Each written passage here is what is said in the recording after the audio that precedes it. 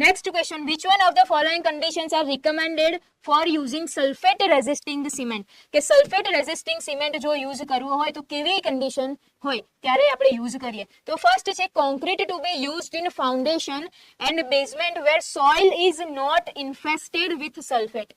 તો ભાઈ sulphate resisting cement એક તો આપણે યુઝ જ ત્યારે કરીએ છીએ કે જ્યારે સલ્ફર છે એ સિમેન્ટના કોન્ટેક્ટમાં આવે, બરાબર. કારણ કે સલ્ફર જો સિમેન્ટના કોન્ટેક્ટમાં આવે છે તો શું કરે છે? વોલ્યુમ ચેન્જ આપે છે, જે આપણા સ્ટ્રક્ચરમાં પરમિટેડ નથી. તો આ વોલ્યુમ ચેન્જ ના આપે એટલા માટે આપણે યુઝ કરીએ છીએ સલ્ફેટ રેઝિસ્ટિંગ સિમેન્ટ. અને ફર્સ્ટ સ્ટેટમેન્ટમાં એવું કીધું કે એવી સોઇલ કે જે સોઇલ સલ્ફેટના કોન્ટેક્ટમાં નથી ત્યાં આપણે યુઝ કરીશું. તો ભાઈ આ સ્ટેટમેન્ટ સાચું છે? તો નહીં. જો અહીંયા નોટ ના આપેલું હોત ને, અહીંયા નોટ ના આપેલું હોત તો 100% આ સ્ટેટમેન્ટ સાચું હતું. પણ એને એવું કીધું છે કે સોઇલ સલ્ફેટના કોન્ટેક્ટમાં ના હોય ત્યારે આપણે આ સિમેન્ટ યુઝ કરીએ છીએ, તો આ વાત ખોટી છે.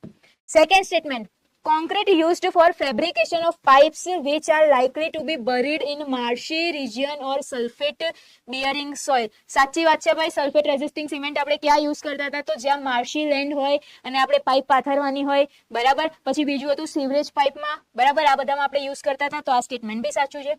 અને concrete to be used in the construction of sewage treatment work. Sewage treatment વર્કની અંદર બી આપણે સલ્ફેટ રેઝિસ્ટિંગ સિમેન્ટ યુઝ કરીએ છીએ કારણ કે સીવેજની અંદર કોણ પ્રેઝન્ટ હોય છે ભાઈ? સલ્ફેટ પ્રેઝન્ટ હોય છે. તો સેકન્ડ અને થર્ડ બે સ્ટેટમેન્ટ સાચા છે. ફર્સ્ટ સ્ટેટમેન્ટ સાચું હોત જો અહીંયા નોટ ના લખેલું હોત તો, બરાબર.